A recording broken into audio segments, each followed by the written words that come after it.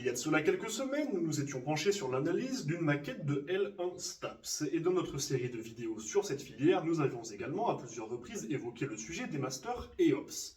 Et bien aujourd'hui, je vous propose de joindre ces deux sujets et de nous intéresser à une maquette de M1 EOPS.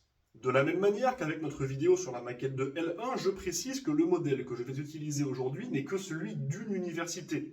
Ici, celui de l'université de Lyon 1 à Villeurbanne. C'est un Master EOPS avec ses propres spécificités ainsi que sa spécialité, soit un parcours PPMR, préparation physique, mentale et réathlétisation. Tous les Master EOPS ne reprendront pas exactement les mêmes matières et d'autant plus selon leur spécialité.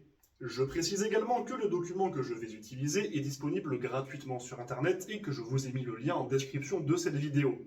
Et enfin, je vous conseille de regarder ma vidéo sur la maquette de la L1 avant de visionner celle-ci pour être sûr que vous puissiez bien comprendre tous les termes que je vais utiliser, même si je prendrai le temps de les réexpliquer. Maintenant que tout est éclairci, allons-y. Nous observons 9 blocs de compétences, chacun contenant une ou plusieurs matières. Concernant le fonctionnement global, vos notes de chaque matière vous donneront une moyenne dans chaque bloc de compétences, aussi appelée unité d'enseignement ou UE, avec éventuellement un coefficient propre à chaque matière. Votre moyenne générale sera donc la moyenne de vos 9 UE. Pour valider, vous devrez valider chaque UE avec au moins 10 sur 20, mais également éviter les notes minimales qui étaient de 8 sur 20 lorsque j'y étudiais. En effet, si vous obtenez une note inférieure à 8 sur 20 à l'une de vos matières, alors peu importe que vos autres notes compensent et permettent de valider votre UE, ce sera une note éliminatoire et la matière vous sera considérée comme défaillante, entraînant une non-validation de l'UE. Donc, en récapitulatif, obtenir au moins 10 sur 20 à chaque UE sans aucune note en dessous de 8.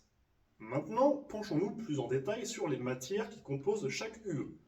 Je précise d'ailleurs que certaines des matières sont des options et que vous ne les aurez donc peut-être pas toutes. Malgré tout, je vais toutes les aborder. Première UE, usage avancé et spécialisé dans les outils numériques. Une seule matière, les statistiques. Donc, vous l'aurez compris, étant donné qu'il s'agit de la seule matière du bloc, vous devrez la valider à au moins 10 sur 20 puisqu'elle n'aura rien pour la compenser. Et les statistiques sont une matière assez particulière. Beaucoup d'élèves la ratent, mais principalement parce qu'ils s'en désintéressent. Les étudiants qui s'impliquent la valident presque toujours parce qu'elle n'est en réalité pas aussi difficile qu'elle n'y paraît. Seulement, comme elle est assez éloignée du sport concret et qu'elle se compose de beaucoup de travail sur ordinateur, de mathématiques et de théorie, elle semble souvent décourageante. Mais sincèrement, d'expérience, elle ne devient une réelle épine dans le pied que si vous la laissez le devenir. Prenez-la sérieusement dès le début de l'année, prenez le temps de la travailler correctement et elle vous dérangera infiniment moins sur le long terme. Ensuite, le deuxième bloc, développement et intégration de savoirs hautement spécialisés avec 4 matières. L'anatomie, que vous aurez déjà beaucoup travaillé en licence, mais qui sera bien évidemment plus poussée et orientée vers les réalités concrètes du terrain. Je le précise d'ailleurs maintenant, un certain nombre de matières vont suivre la continuité de la licence, en allant chercher plus de profondeur et de spécificité dans le contenu. L'approche psychologique et biomécanique de la performance, qui va reprendre les bases de psychologie et de biomécanique que vous aurez acquises en licence, mais que vous allez également approfondir pour vous intéresser majoritairement à la performance sportive pure. Les méthodes et techniques de préparation physique, où l'on plonge dans le très concret pour étudier un contenu directement lié au métier auquel le master forme principalement, en faisant une des matières préférées des étudiants. Et enfin, nutrition, qui porte finalement très bien son nom puisqu'elle va développer les connaissances sur la nutrition et ses applications dans le monde du sport. En bref, un bloc assez large avec des matières plutôt appréciées et permettant de valider avec des résultats satisfaisants pour peu que l'on montre de l'intérêt. Vient ensuite le troisième bloc, communication spécialisée pour le transfert de connaissances avec 2 matières. D'abord, l'anglais, qui, tout comme en licence, peut être une bénédiction comme une malédiction selon vos compétences dans cette langue. Si vous vous débrouillez, il n'est pas extrêmement dur d'obtenir une note vraiment bonne, et donc d'assurer son bloc avec une note plus faible dans la seconde matière. Seconde matière qui n'est autre que la communication écrite et orale. Encore une matière assez éloignée du sport concret et qui peut par conséquent désintéresser certains élèves. Malgré tout, elle n'est pas fondamentalement très difficile, et si vous décidez de la considérer sérieusement, la bonne note est largement accessible. Pensez bien à votre niveau d'anglais, puisque la communication peut soit vous permettre de compenser, soit d'avoir une matière sans trop de stress à avoir, ce qui est toujours bon à prendre.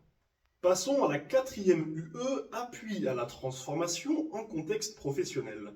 Deux matières, avec d'abord le management des ressources humaines, soit un cours sur le management. Même si cela peut paraître flou au premier abord, le management concerne aussi la capacité à gérer un groupe, que ce soit en tant qu'entraîneur, préparateur ou autre. C'est une manière de transmettre les informations, de gérer les membres d'une équipe qui nous est propre. Cette matière flotte donc fréquemment entre l'appréciation et le désintérêt des élèves. À elle s'ajoute la pré-professionnalisation, au sujet de laquelle je manque de choses à dire. Elle ne dénote pas vraiment dans aucun domaine et sa réussite dépend vraiment de l'intérêt que l'étudiant va lui porter. Dans tous les cas, c'est rarement un casse-tête majeur pour la plupart des élèves. Notre cinquième UE, évaluation et analyse des performances de haut niveau, va se composer de 5 matières.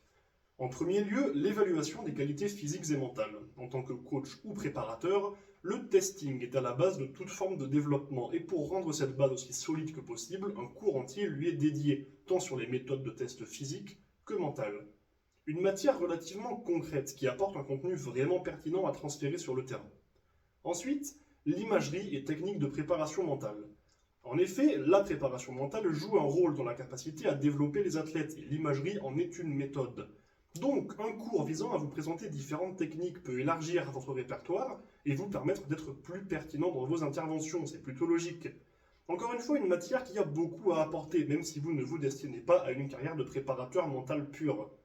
Dans la lignée, la troisième matière, le coaching psychologique. Et oui, nous venons d'en parler, mais l'aspect mental est très important dans la performance sportive. Seulement, il ne se travaille pas forcément de la même manière que le physique, et c'est pourquoi il est important de prendre le temps d'étudier ce sujet spécifique. Puis la quatrième matière, l'approche physiologique de la performance, qui est, comme les approches psychologiques et biomécaniques que nous avons vues dans le bloc 2, une étude plus poussée de la physiologie dans le cadre de la recherche de performance. Et enfin, cinquième et dernière matière de cette UE, la charge mentale et concentration. Encore un travail sur l'aspect psychologique pour compléter vos connaissances et vous permettre de vous débrouiller aussi bien que possible dans la gestion du mental de vos athlètes afin d'en tirer le maximum et de leur permettre de s'épanouir. Comme son nom l'indique, un travail sur la capacité de concentration, ses tenants et ses aboutissants, ainsi que sur la notion de charge mentale.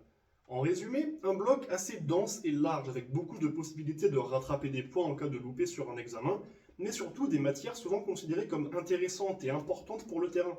Alors ne le négligez pas, et si vous réussissez à l'apprécier, il deviendra peut-être le fer de lance de votre réussite scolaire. Passons maintenant au sixième bloc. Évaluation du projet sportif de la structure, un bloc assez inégal dans son contenu. D'abord, deux matières très théoriques et relativement éloignées de la pratique sportive, le droit du travail et la gestion budgétaire. Alors certes, il est important, à partir d'un certain niveau d'études, d'avoir des bases dans ces deux domaines, mais il est logique que beaucoup d'étudiants ne soient pas passionnés et éprouvent donc des difficultés. Ce sont deux matières qui causent un certain nombre d'échecs auprès des élèves. Et pour une fois, je ne vous dirai pas que ce sont en réalité des matières simples qui ne méritent que de l'attention, puisqu'à moins que vous n'éprouviez des facilités dans ces domaines, ces matières peuvent rester complexes à bien gérer. Alors, évidemment, elles restent accessibles si vous travaillez dur, mais je me permets de vous mettre en garde pour ne pas que vous vous fassiez surprendre. Et de l'autre côté de cette UE, prévention des blessures. De la même manière que le testing dont nous avons parlé dans le bloc 5, la prévention des blessures est un aspect essentiel du métier de coach ou de préparateur, et la musculation est un excellent outil à cet effet. Il s'agit donc là d'une matière qui suscite beaucoup plus d'intérêt de la part des étudiants et qui peut vous aider à compenser d'éventuelles notes plus basses dans les deux autres matières de l'UE. En somme, un bloc relativement complexe qui risque de vous causer quelques problèmes si vous ne le prenez pas au sérieux. Nous en arrivons au septième bloc, conception des stratégies et des dispositifs d'entraînement. Ici, deux matières relativement appréciées. D'abord, la programmation de l'entraînement. Je ne vais pas m'étendre, le nom est très explicite, cette matière est très ancrée dans la réalité du terrain et vous apporte énormément de connaissances qui vous aideront grandement lors de vos interventions. L'autre matière, l'approche scientifique de la réathlétisation, est certes plus théorique de par son approche scientifique, mais elle met l'accent sur un aspect très important des métiers sportifs, la réathlétisation, soit l'accompagnement des athlètes blessés vers la reprise.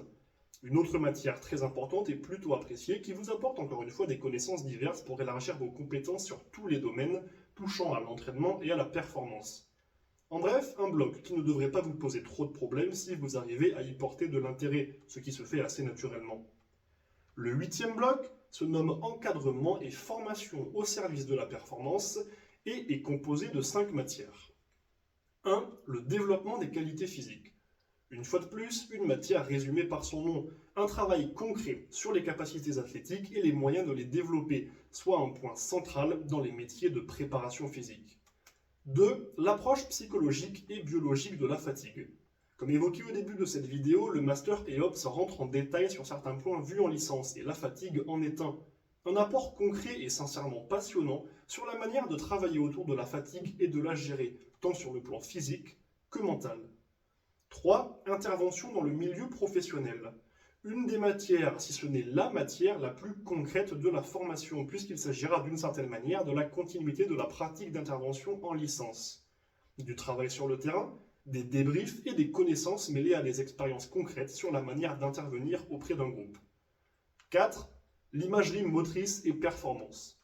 Comme nous l'avons vu dans l'UE5, l'imagerie est une méthode de préparation mentale. Il s'agit donc d'une matière visant à la lier à la performance sportive afin de la placer dans un contexte plus concret.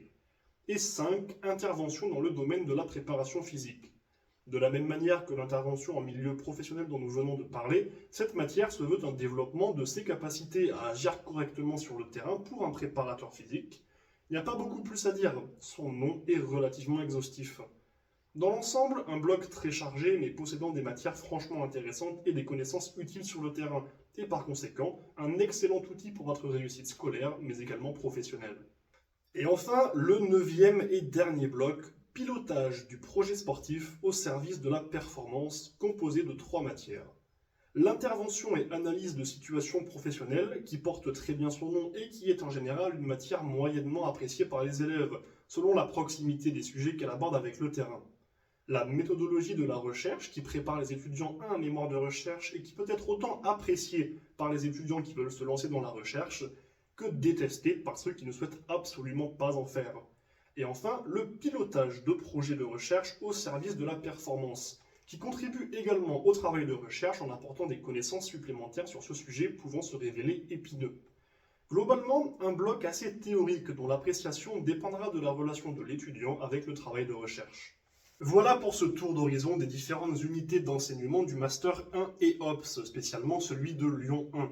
Si vous avez des questions sur ce sujet ou que vous êtes à la recherche d'informations ou de témoignages sur STAPS en général, n'hésitez pas à laisser un commentaire ou à passer directement par mes réseaux sociaux qui se trouvent en description, où vous trouverez également le lien de la maquette que j'ai utilisée pour cette vidéo.